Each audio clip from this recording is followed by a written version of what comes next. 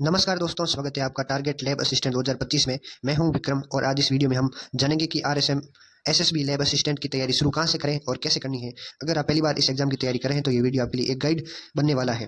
तो वीडियो शुरू करने से पहले अगर आप चैनल पर नए हैं तो चैनल को सब्सक्राइब जरूर करें। आज हमारे ये पहला वीडियो होने वाला है लैब असिस्टेंट के लिए।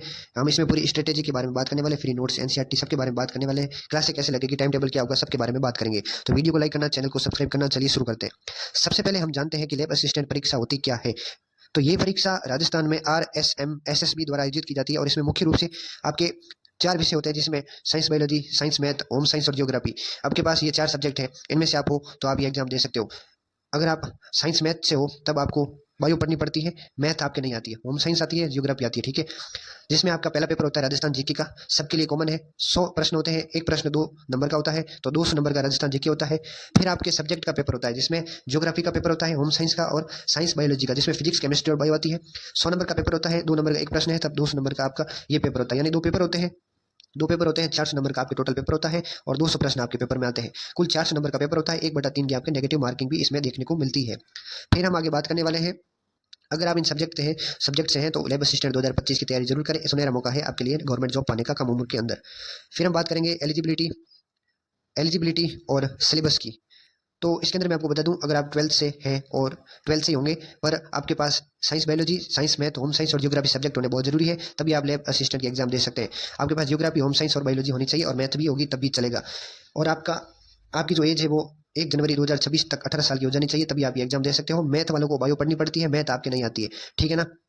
सिलेबस की अगर मैं बात करूं, सिलेबस बायो के लिए फिजिक्स केमिस्ट्री और बायो रहने वाला है। पीसीबी और पीसीएम के लिए, होम साइंस के लिए होम साइंस पढ़नी पड़ती है, जियोग्राफी के लिए आपको जियोग्राफी पढ़नी पड़ती है। और उसके बाद आपको राजस्थान जीके पढ़ना पड़ता है, करंट अफेयर है, इंडिया जीके है, एशिया मतलब वर्ल्ड का जीके है, ये सब आपको पढ़ना पड़ता है। और साइकोलॉजी, मनोविज्ञान मनोविज्ञान भी आपको पढ़नी पड़ती है, ठीक है। इतिहास, संस्कृति, भूगोल और करंट अफेयर सब कुछ आपको पढ़ना पड़ता है, ठीक है। और अगले वीडियो में हम पूरे सिलेबस की बात करने वाले हैं, ठीक है। फिर मैं बात करूंगा आपको तैयारी शुरू कैसे करनी है। तैयारी शुरू करने के लिए सबसे पहले आपको, अब सबसे जरूरी बात ये होगी, तैयारी शुरू करने से पहले आपको किन बातों का ध्यान रखना है, कौन सी किताबें रखनी है, क्या करना है, ठीक है।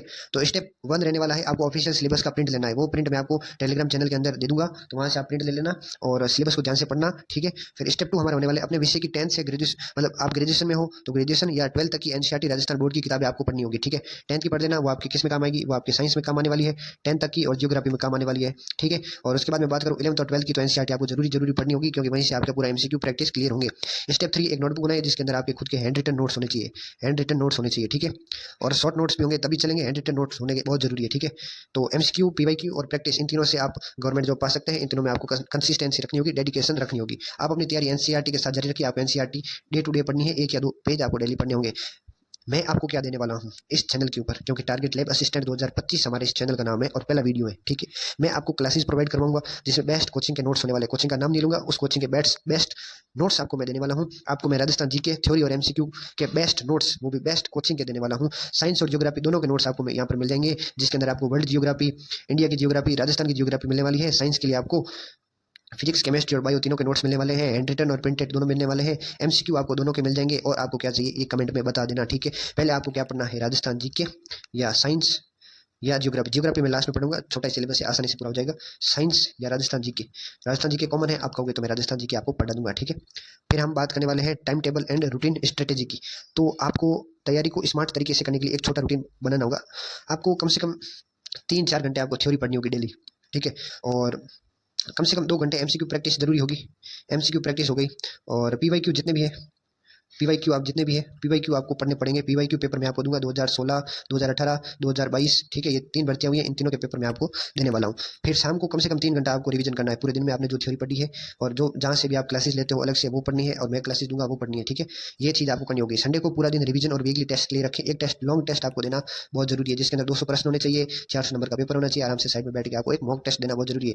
मॉक टेस्ट किसका देना है वो भी मैं आपको इस चैनल के ऊपर सब पूरी जानकारी लैब असिस्टेंट के लिए दूंगा। 1 महीने पहले सिलेबस कंप्लीट करवा दूंगा, ठीक है। ज़्यादा घबराने की बात आपको नहीं है। हर संडे मॉक टेस्ट देना जरूरी होगा। हर वीक आपको हर सब्जेक्ट में 1 या 2 चैप्टर कंप्लीट करने होंगे, ठीक है। ज्योग्राफी से हो तो आपको कम से कम 2 चैप्टर कंप्लीट करने होंगे।